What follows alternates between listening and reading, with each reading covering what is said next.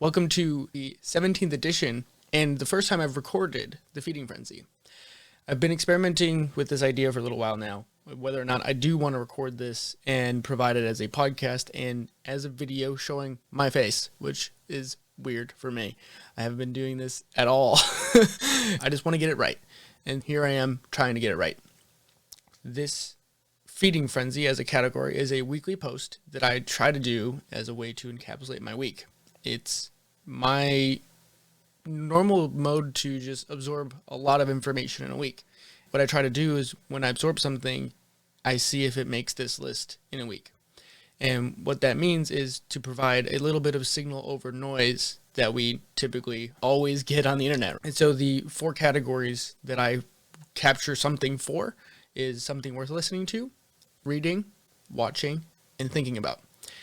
You'll at least get one thing in every category, and sometimes more than one, and maybe a little bit more depending on how I'm feeling, or just throwing in things that I think are worth your time to keep feeding your curiosity. And so with that, let's jump into this 17th edition. Our first category is worth listening, and we have two podcasts. The first one is Engineering the Apocalypse with the Making Sense podcast hosted by Sam Harris. In this podcast particularly, Sam does a great job of actually moving over. In a sense, he gives his platform over to Rob Reid, who's also a podcaster, author, tech investor, and entrepreneur.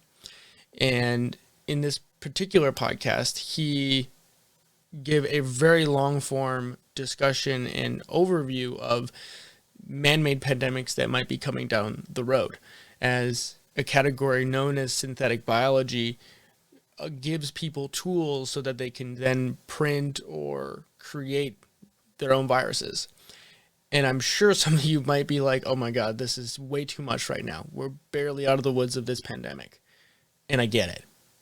But also, given how we reacted in 2020 and still seem to be fumbling in some degree, this is even more important for governments and officials and scientists to get ahead of it and to have a plan in place so that we can do the best that we can going forward. It's better to be prepared than to sit on your hands and hope that good things happen. If you have any interest in this field or are looking to maybe go and pioneer something as a young person, this field is probably going to be a really big hotspot going forward. It sounds like sci-fi in some ways. It's one of those situations that sometimes sci-fi and reality blend. And I think this is one of those times. The next podcast that I have to share is with George Mumford on the Tim Ferriss Show. And so George is a globally recognized speaker, teacher, and coach. Since 1989, he's been honing his gentle but groundbreaking mindfulness techniques with people from locker rooms to boardrooms and Yale to jail, which I love that. Just saying that, it sounds really good. It rolls off the tongue. I've come across George on a few occasions within the performance sphere, mentioned with the Bulls and things like that. But by listening to his podcast, I actually really felt he was in similar style to Michael Gervais and Pete Carroll with their company Compete to Create. I thought that their attention to aligning the entire human's belief systems and how they orient themselves is really important. And not only that, but George filling in some of the gaps with Phil Jackson, the head coach of the Bulls, and how he thought about players and aligning their systems together was really interesting to me, because back in the 90s when the Bulls were on the top of the world, you really didn't know, you didn't hear about these things. I was too young, obviously, to really know that these were being implemented. But now they're really ahead of their time to think about their athletes in a very unique way that allows them to achieve even higher levels of performance that now most of us are like, yes, that's how we should be doing this. So really fun stuff. If you're really into just mindfulness and just trying to unlock yourself to be more compassionate with your own mental state, I think this is a powerful podcast for you. And just in general, having a teacher like George who can articulate mindfulness techniques, who, for someone who may say it's more like a woo thing or what have you, I think he's one of those people that can break down those barriers for someone. Obviously, if you can train Michael Jordan to maybe laser-like focus, even though he's still just a different human, you might be there's something there, right? There's something special. Moving on to worth reading. The first article is a psychedelic drug passes a big test for PTSD treatment. And this is run by the New York Times. And that's part of the reason why I wanted to share this, because this is, I think, one of the first times that New York Times, as a big national publisher, has picked up a story on psychedelics. It shows just how much people are okay with talking about this subject, or at least wanting to explore more of it. The study itself is the MDMA study with MAPS. So the MAPS is the Multidisciplinary Association for Psychedelic Studies. And as any longtime listener or reader of my work, I'm all over it. I think it's really interesting. And for me, the other takeaway is just always the stories and the people they interview to shed more light on the impacts of what the methodology is actually doing. Is it helping people at the end of the day? I really enjoyed this, and I found a link for the actual study. So if you want to read the abstract and how they did and what actually came out of it, you can do that. So again, if you're into the psychedelic space and just where that's all headed, this is another touchstone in that. The next article is the real reason young adults seem slow to grow up. And this is from The Atlantic. And this is the one that I thought was surprising for me this week, because I am the young person. And so I really wanted to see what this article is all about. And what surprised me is that even though they looked back at studies from 50s, 60s, and 70s, people in their 20s, they found they wanted the same things as us. And so there's a really cool quote here. It says, "In these recordings, we heard students describe wanting time to connect to their purposes to a fulfilling career and to catch their breath before plowing forward into unrelenting responsibility of adulthood. In short, these young adults were seeking to delay reaching adulthood, much like many millennials and Gen Zers do today. The parallels we discovered helped us understand why and when youth need more time to transition to adulthood." And right there it is.